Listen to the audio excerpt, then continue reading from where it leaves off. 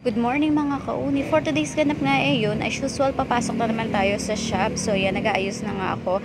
At nagmamadali na ako na itong lagay na to kasi nga late na ako. Alam nyo naman, napuyat na naman kagabi ang Disney Princess Char. So eto na nga, maglalagay muna ako ng aking mga accessories. So, simple lang naman ako pumapasok. Gusto ko lang may hikaw. Tapos, yung sa mukha ko naman, syempre, lagay lang tayo ng toner para malinis yung face natin kahit manaligo tayo. Syempre meron pang natitirang mga dumi sa ating mukha, so linis lang ako ng favorite kong Brilliant Toner. So after neto maglalagay na ako ng kilay. Kita nyo naman wala akong kilay guys, no? For the guhit muna tayo ng kilay natin kasi hindi man talaga ako marunong. Pero pag nagkapera talaga ako, magpapa microblade ba chuchu ako ng kilay. So ayan, so sundan lang natin itong aking kilay dito. So maglalagay ako powder, yung ginagamit ko ngayon na pang kilay kasi naubos na yung parang stick ko na pang kilay. So ayan, after nito is lagay tayo ng lip gloss and pabango lang tayo after kasi nga nagmamadali na ako, late na ako, 8:10 na yata. Ayan, late na naman ako. So ayan, pasok na ako and then ayan, papasok na ako. Ayan, medyo madumi yung taas namin kasi nga mamaya yung nanay ko mag-ayos niyan. So nakalimutan ko nga pala na yung cellphone ko dahil ako nga lang pala magbibideo, char. So hirap ng ganyan. So ayan, papasok na nga ako. Ayan, sober tranghali na ako.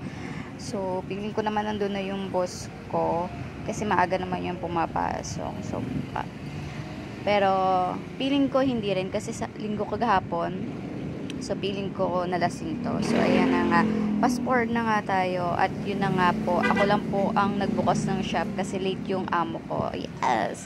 Yan, so bago to gagawin ko muna yung mga gagawin ko muna. Ang dami ko pang gagawin. So may mga dumating kaming mga items dito, pero bago yan, so maglilinis muna ako after nito, no.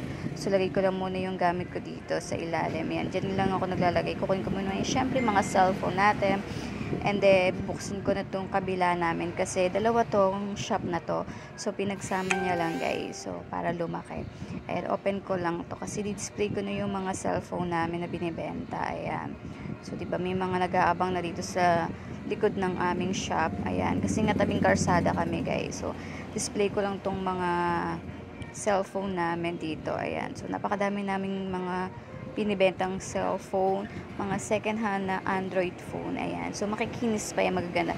Nagbebenta rin kami ng mga dikipad, pero China lang po. Yung parang abot kaya lang ng mga tao dito.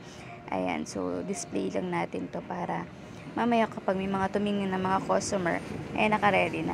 Kahit naman naka-display to at kahit naman to ay merong price, tinatanong pa rin nila kung magkano. Ewan ko ba, Pinoy talaga no? Mga nilagyan mo na itong mga speaker namin, may mga price na yun. Tatanungin pa nila talaga kung magkano yun. So, di ba ang galing din no? Pero, alam mo naman, Pinoy talaga, ganyan talaga. So, yan. Ang dami ko kong gagawin. Kasi, minsan pag nauuna kasi siya na yung nagdi-display. Kasi mas maaga siya pumapasok sa akin. Talagang late talaga ako pumapasok. Aminado talaga ako. Kasi medyo malayo-layo yung bahay namin dito. So, kabilang kanto pa yung amin, char. So, yan, after ko na nga nito, ay maglilinis muna ako kasi nga, ang dumi-dumi ng shop. So, ewan ko ba, tuwing gabi may nagpa-parting mga daga dito sa amin. Kasi yung katabi namin is parang, bilihan siya ng mga pagkain ng pizza, mga pagkain ng aso, ayan. So, ang daming daga na nagpa-party. Tapos, dito siya umuwi sa shop. Ewan ko ba, makita mo, ang daming mga ebak ng mga daga dito. Ang lalaki, nakakadiri, char. So, yan, nakalinis muna natin. Linisin din natin itong pwesto ng boss ko na laging madumi. Grabe, kasi nga, siya is tapon dito, tapon dun. So, ganyan. Tapos ako naman, sundan ko yung mga ginagawa niya. Kasi ganun talaga to Yan. Diba, nasukal-sukal dito na sa pwesto niya. Hindi ko rin alam kung bakit ganito lagi. Araw-araw ko naman yung nililinis. Pero lagi na lang madumi. So, ganun yata pag lalaki talaga. So, ito na nga. Tapos ayusin ko na nga rin.